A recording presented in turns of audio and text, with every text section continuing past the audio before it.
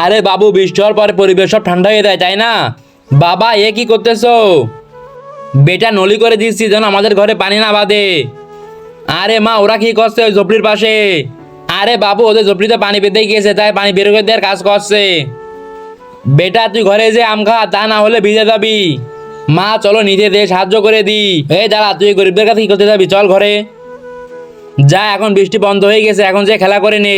বাবা দেখো, ভাইয়া খেলা করছে, আমিও যাচ্ছি খেলা করতে। ঠিক আছে বেটা, যাও। কি রে, তুই আমাদের বাড়ি কি করতে আইছিস? ভাইয়ার সাথে খেলা করতে আইছি। তোর পায়ে কি দেখেছিস? এই গাড়িতে উঠলে গাড়ি ময়লা হয়ে যাবে না? ওকে যেন উঠবি নে। পানি ঘরের ভিতরে আছে, আমাকে পলিথিন আনতে হবে।